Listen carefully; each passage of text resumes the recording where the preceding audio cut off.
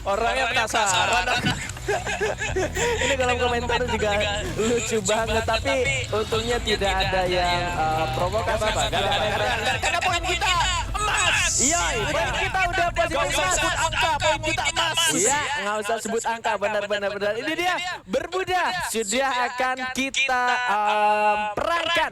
Dan pesawatnya sudah terbang dari area Sentosa menuju ke observatory. Ini harusnya bakal jadi satu hal yang tidak akan sulit juga arasan dari tren TikTok Fajar. DM aja ya si Jarja. Kagak ada apa-apa. Ada bentar dulu. Ada Vietnam dan juga tim Malaysia bertemu di awal-awal. Kenapa ketemu dulu di awal kali Vietnam sedang mendapatkan satu temponya setelah tadi di game Purgatory. Satunya juga bertemu dengan tim Indonesia 2 yang boleh jadi bahaya untuk tim Vietnam kalau misalkan mereka berhasil ditusuk lagi sama tim Indonesia, dan ini bakal jadi kesempatan lagi untuk tim nasional Indonesia karena seorang dari tim Vietnam berhasil untuk ditumbangkan. Bedet di sana masih belum bisa diselamatkan kembali, masih cukup jauh posisinya. Sudah ada clue yang dinyalakan juga, bahkan Rama kali ini sang pembacok dibacok oleh Vietnam dan dibalaskan oleh Ralph dengan charge boosternya matang sekali, bilang counter takedown, menyisakan temen sendirian saja. Chrono dinyalakan untuk melindungi dirinya dari tembakan dari arah belakang. Hujan peluru yang sangat mengerikan. Ya pantunin dulu Bigan, tolong. Apa tuh? Yang Purgatory 2. 2-3 kalah hari. Kenok 3 lokal lari. Bener banget tuh ada emotnya. Tapi dari tim Vietnam beberapa kali aku perhatinya lebih diunggulkan untuk tim Indonesia 2. Tetapi harus tetap hati-hati juga dari tim Indonesia 2. Karena kenapa yang tadi tersisa itu bisa jadi bakalan hidupin lagi dan balikin keadaan. Nah, Kalau mereka balik lagi ke sana.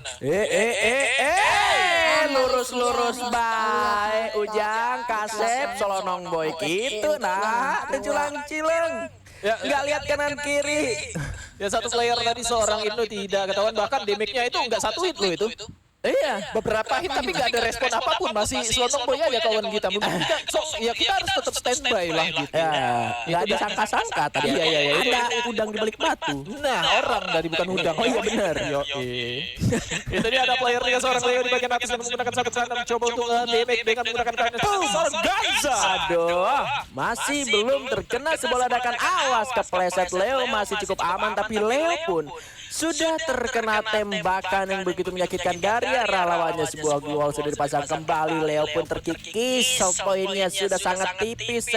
Dari tim Filipina ini agak terpisah begitu jauh, dan Suparman yang berhasil mendapatkan kill terhadap player dari tim Filipina yang lain mungkin sepertinya. Malah kali ini Vietnam 2 sudah berhasil untuk melakukan flanking juga menuju sebelah kanan. Tapi kali ini ada pertempuran juga di antara Indonesia dan juga Filipina. Kedua tim sedang bertempur. Ada Rafli berhasil mendapatkan kill terhadap tim Filipina yang lainnya. Seharusnya di area CPR, kalau enggak di area Bullseye ataupun Graveyard. Karena tadi anak-anak tim Indonesia sekali dengan menggunakan VSS-nya dari bagian atas itu setidaknya mengurangi resource dari medkit yang ada di bagian bawah, player-player yang ada di bagian bawah. Karena VSS itu untuk ngedamage itu apa ya? Kadang memang nggak terlalu menyakitkan, tidak sampai ngebuat player terbunuh, terknockdown gitu, enggak. Tapi setidaknya mengurangi HP dia dan teman-teman kita dengan damage senjata yang lebih sakit itu bakal menjatuhkan. Iya, itu bisa dibilang kayak continuous damage atau apa ya, bisa dibilang juga senjata eksekutor, karena dengan minimal ada satu VSS di dalam satu tim yang memiliki damage berkelanjutan setelah kita melakukan gencatan senjata, tidak melepas tembakan lagi, tapi damage tim kita masih tetap nempel ke arah lawan, ke satu orang. Misal satu tembakan AC-80 memiliki sekitar 80 damage, 3 hit dari VSS sekitar 10, 15, terus sisanya 555 itu bisa dieksekusi. Kenoknya tuh pas kena racunnya aja doang. Iya. Tetapi ini dia seorang Suparman sudah terdamage dari bagian belakang juga, satu buah glue wall dan Chrono juga sudah dipop up oleh seorang Suparman. Dan dari arah belakang itu adalah tim Thailand, bukan tim Filipina lagi. Iya, Filipina mungkin tadi sisa satu orang, terus cabut melarikan diri buat melakukan reviving karena tadi beberapa player dari tim Vietnam banyak sekali yang sudah survive kembali.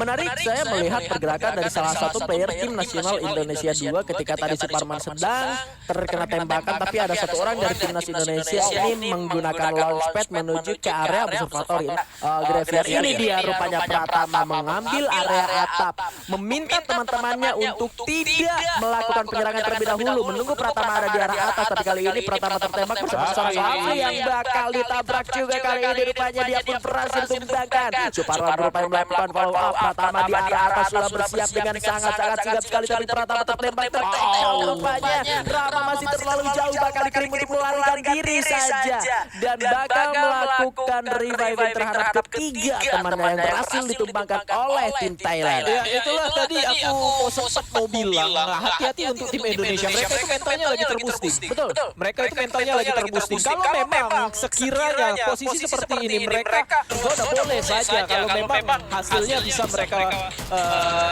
unggul di situ. Tapi secara posisi tadi lama sekali, satu orang harus observe dulu. Kemudian menggunakan dompet ke bagian atas juga. Iya, itu dia yang membuat rasanya tempo untuk keluarnya itu sendiri untuk Indonesia ada di arah belakang belum melakukan follow up atau mungkin sengaja ditaruh di belakang supaya dengan posisinya yang ada jauh di belakang ini out of vision dari pertempuran yang terjadi gitu. Jadi ya oke lah, masih bisa cabut satu orangnya, tinggal bisa dipindahkan terlebih dahulu karena ada tim Vietnam 2 bersama dengan tim Thailand 2 yang sudah bertempur juga di area luaran zona.